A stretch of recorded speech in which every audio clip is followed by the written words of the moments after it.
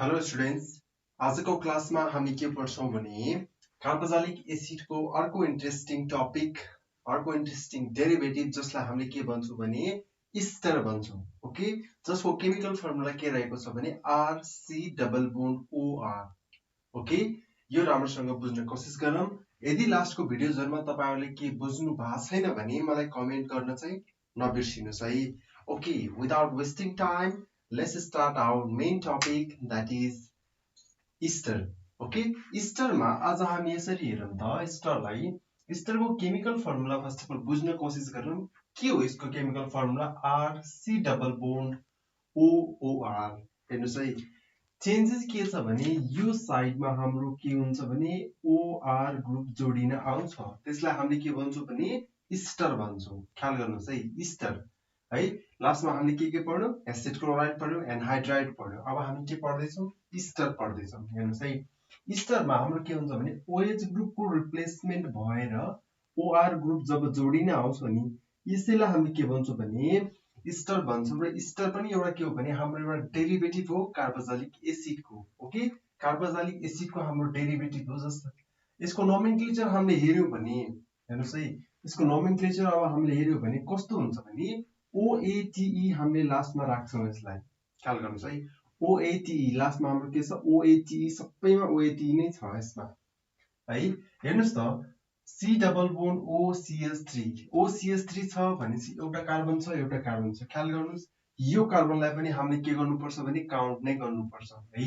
त्यसैले मिथाइल इथानोएट कसरी भन्यो भने हेर्नुस् त, मिथाइल इथानोएट यसमा के छ? मिथाइल ग्रुप छ हाम्रो। हेर्नुस् है, यसलाई हामीले के भन्छौं? मिथाइल मिथानोएट।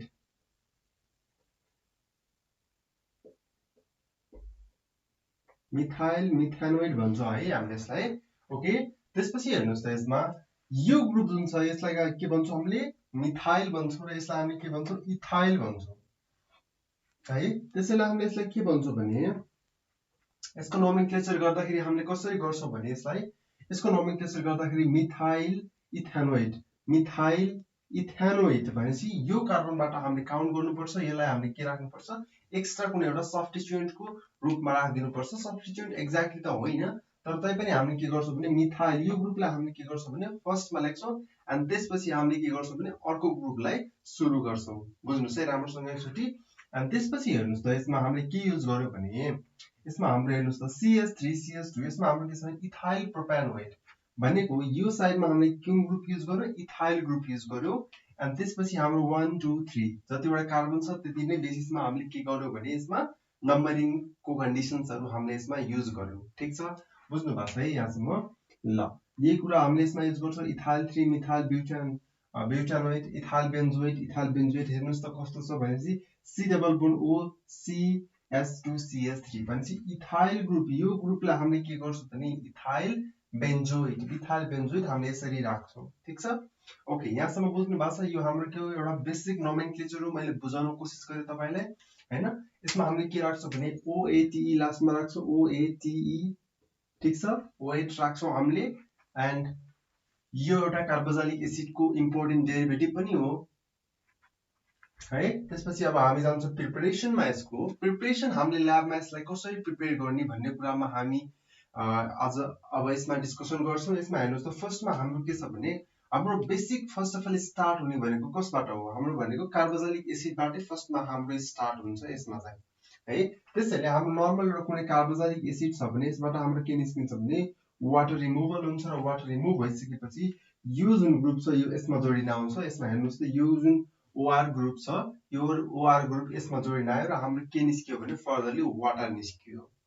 ठीक छ, यही प्रोसेसलाई हामीले के भन्छौं भने यो प्रोसेसलाई हामीले भन्छौं स्टेरिफिकेसन रिएक्सन्स। तपाईको एक्जाममा भेरी भेरी इम्पोर्टेन्ट क्वेशन 2 मार्क्सको लागि, 2 मार्क्सको लागि या त तपाई आइएम को एमओई को प्रिपरेसन गर्दै हुनुहुन्छ भने पनि यो तपाईलाई एक्जाममा एकदम राम्रोसँग सोध्छ र तपाईले बुझ्नु पर्छ कि यो कस्तो टाइपको रिएक्सन्स हो भनेर। ठीक छ, ओके, त्यसपछि अब यसको कुनै एउटा एक्जाम्पल लिगौं।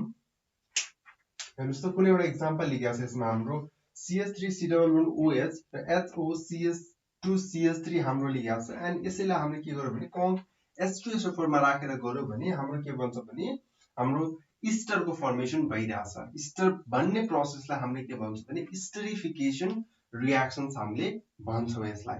क्लियर हुनुहुन्छ यहाँसम्म? ओके, त्यस्तै बेन्जाइल ग्रुप लियो भने बेन्जिनको एउटा हाम्रो प्रडक्ट बन्छ। जस्तै हाम्रो माथि भयो इथाइल बेन्जोइड बनेको जस्तै हाम्रो यसमा पनि के फर्मेसन भयो भने इथाइल बेन्जोइड नै फर्मेसन भयो हाम्रो। ठिक छ।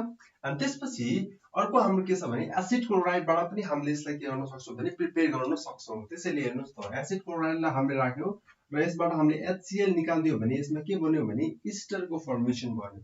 ठिक छ।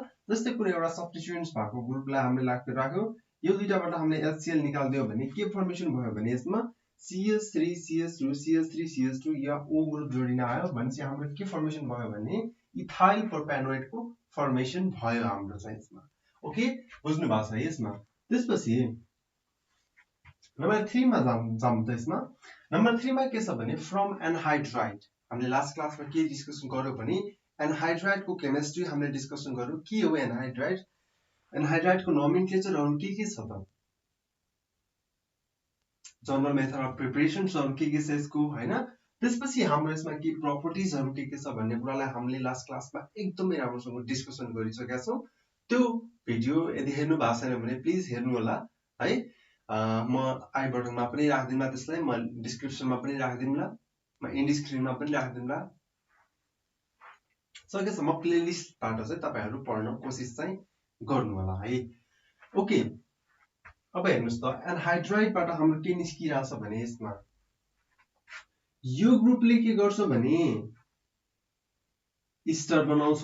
यो ग्रुपले हाम्रो के गर्छ भने यो ग्रुपले हाम्रो कार्बोक्सिलिक एसिडको फर्मेसन गर्छ। कसरी हेर्नुस् त जुन H ग्रुप छ यो H ग्रुप यसले लिख्छ र OR ग्रुप जुन छ नि यो OR ग्रुप कसले लिख्छ भने यो पार्टले लिख्छ। त्यसपछि भनेपछि हाम्रो फर्मेसन हुने के हो भने त्यसपछि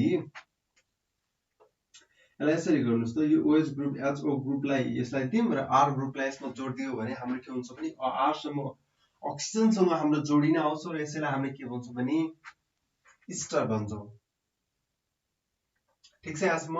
अब कुनै एउटा सब्स्टिट्युएन्ट्सलाई हामीले राख्यौं भने सब्स्टिट्युएन्ट्स अब जस्तै CH3 ग्रुप युज भएको छ, CH2 CH3 अब कुनै एउटा ग्रुपलाई राखेर तपाईले बेन्जिन ग्रुप राख्न पनि सक्नुहुन्छ र यसमा हाम्रो के फर्मेसन भयो भने एस्टरको फर्मेसन भयो र सँगसँगै हाम्रो के आयो भने कार्बोक्सिलिक एसिडको पनि प्रिपरेसन भयो। अब हामीले यसलाई के पनि भन्न सक्छौं भने it is also known as the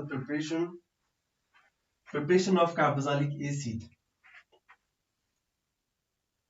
ठीक छ यहाँसम्म? ल यहाँसम्म बुझ्नु भएको छ होला तपाईहरुले? यहाँसम्म केही पनि कन्फ्युजन छैन? मैले जस्ट लास्ट क्लासमै पढेको कुराहरुलाई मैले रिपिट गरिरहेको छु। तपाईहरुलाई त्यसैले यसमा केही पनि कन्फ्युजन सायद नहोला है। प्रपर्टिजमा हेर्नुस् त प्रपर्टिजमा हामीले लास्ट क्लासमा के डिस्कसन गर्यौं भने hydrolysis, reaction with NH3, reduction, Claisen condensation, त्यसपछि रिएक्सन विथ ग्रिनार्ड एजेन्ट्स। यो कन्डिसन्सलाई हामीले यो सबै कुराहरुलाई राखेर हामीले के गर्यौं भने केमिकल रिएक्सन्स स्टार्ट गर्यौं। र केमिकल रिएक्सन स्टार्ट गरिसकेपछि हाम्रो के आयो भने फर्स्टमा हेर्नुस् त हाइड्रोलाइसिस गर्दाखेरि हाम्रो के आउँछ भने कार्बोक्सिलिक एसिडको नै फर्मेसन हुन्छ र सँगसँगै हाम्रो के हुन्छ भने अल्कोहल पनि जेनेरेट हुन्छ। यसमा हेर्नुस् त ROH को फर्मेसन भइरहेछ। अनि त्यसपछि हाम्रो CH3 ग्रुप छ कुनै एउटा है, R को ठाउँमा कुनै एउटा ग्रुप राखेर हामीले गर्यौं भने पनि हाम्रो के भन्छ भने एउटा त्यही सब्स्टिट्युटेड त्यो एक्स्ट्रा कार्बन भएको हाम्रो के भन्छ भने कार्बोक्सिलिक एसिडको फर्मेसन हुन्छ हाम्रो। ओके, त्यसपछि रिएक्सन विथ NH3 सँग रिएक्सन गर्यो भने हाम्रो के हुन्छ भने अमाइडको फर्मेसन हुन्छ। ख्याल गर्नुस् है, अमाइड फर्मेसन भयो यसमा है। यसमा चाहिँ हाम्रो के फर्मेसन भयो भने कार्बोक्सिलिक एसिड एन्ड यसमा के फर्मेसन भयो अल्कोहलको हाम्रो के भयो भने यसमा फर्मेसन भयो र यसमा पनि हाम्रो के फर्मेसन भइरहेछ भने अल्कोहल पनि फर्मेसन भइरहेको छ हाम्रो। ठीक छ? ल त्यसपछि नम्बर 3 मा जाम त हामी। नम्बर 3 मा हाम्रो के छ भने हामीले रिडक्सन गरिरहेछौं यसमा हैन। रिडक्सन गरिरहेछौं। रिडक्सन गर्दाखेरि हामीले के गर्यौं भने जस्तै यो कुनै एउटा इस्टर हो, इस्टरको कुनै एउटा ग्रुप छ भने इस्टरको कुनै एउटा ग्रुपलाई हामीले के गर्यौं भने LiLH4 मा राखेर हामीले रिडक्सन गर्यौं र रिडक्सन गर्दाखेरि हाम्रो के फर्मेसन हुन्छ भने यसमा हेर्नुस् त अल्कोहलको फर्मेसन हुन्छ र अल्कोहल फर्मेसन भइरहेछ। फर्स्ट केसमा हाम्रो के बनिरहेछ भने प्राइमरी अल्कोहल र सेकेन्डमा पनि हाम्रो के भइरहेछ भने प्राइमरी अल्कोहलको नै फर्मेसन भइरहेको छ ठीक छ त्यसपछि नम्बर 4 मा छ हाम्रो नम्बर 4 मा हाम्रो के छ भने क्लेजेन कन्डेन्सेसन के हो त क्लेजेन कन्डेन्सेसन भनेको हामीले क्लेजेन कन्डेन्सेसन हामीले एकदमै राम्रोसँग डिस्कसन गरेका छौं होला हैन हामीले नेम रिएक्सन्सहरु पढ्दाखेरि क्लेजेन कन्डेन्सेसन हैन त्यसपछि अल्डोल कन्डेन्सेसन त्यसपछि हामीले अरु नोबेनिकल कन्डेन्सेसन्सहरु हामीले पढेका छौं एकदमै राम्रोसँग पढेका छौं क्लेजेन कन्डेन्सेसनहरु यसको मेकानिजम यदि पढ्न चाहनुहुन्छ भने त्यहाँबाट गएर हेर्नुस् एसिड क्लोराइडको पनि मेकानिजम हेर्न चाहनुहुन्छ रोजेनमन रिडक्सन हेर्न चाहनुहुन्छ भने पनि हामीले मेकानिजम गरिसकेका छौं अलरेडी त्यो मेकानिजमबाट तपाईहरु जान सक्नुहुन्छ ओके यसमा हेर्नुस् त यसमा के भइराछ भने NaOC2S5 हामीले राखेर हामीले कन्डेन्सेसन गर्यो भने बीटा कीटो एस्टरको फर्मेसन हुन्छ यसमा जस्तो जुन प्रोसेसलाई हामीले के भन्छौं भने क्लेजेन कन्डेन्सेसन हामीले भन्ने गर्छौं यसलाई ओके त्यसपछि अर्कोमा हेर्नुस् त रिएक्सन विथ ग्रेनार्ड रिएजेन्ट्स सँग रिएक्सन भयो भने के फर्मेसन हुन्छ हेर्नुस् त हाम्रो जति पनि पढेका छौं अहिलेसम्मको प्र्याक्टिस गरेको जस्तै यो ग्रुप के हुन्छ भने OMGX माथि जान्छ त्यसपछि यो R ग्रुप के हुन्छ भने त्यसपछि यो OR ग्रुप तल आउँछ तल छ त्यसपछि यो यता आउँछ त्यसपछि माइनस यता आइसकेपछि हाम्रो किटोनको फर्स्टमा फर्मेसन हुन्छ देन आफ्टर हामीले फेरि MGX राख्यो भने हाम्रो के फर्मेसन हुन्छ भने त्यसपछि हाइड्रोलाइसिस सँगसँगै हामीले हाइड्रोलाइसिस गर्यो भने टर्सरी अल्कोहलको हाम्रो फर्मेसन हुन्छ यसमा ओके ल हाम्रो यो एस्टरमा हामीले यति नै पढ्नु पर्छ एस्टरको केमिस्ट्री यदि तपाई प्लस 2 को हो भने यति नै पढ्नुस् यो भन्दा धेरै तपाईहरुले पढ्नु पर्दैन है यदि ब्याचलरको हो भने तपाईसँग यो भन्दा अलिकति एडभान्स चाहिँ हामीले पढ्नु पर्छ त्यो कुरा पनि हामी नेक्स्ट क्लासतिर डिस्कसन गर्छौं यसलाई ओके त्यसैले यसलाई एक्चुअली स्क्रिनशट हान्न सक्नुहुन्छ भने हान्नुस् या त भिडियोलाई पज गर्नुस् र लेख्नुस् र कुन कुन ठाउँमा बुझ्नु भएको छैन मलाई एकचोटी राम्रोसँग कमेन्ट गरिदिनुस्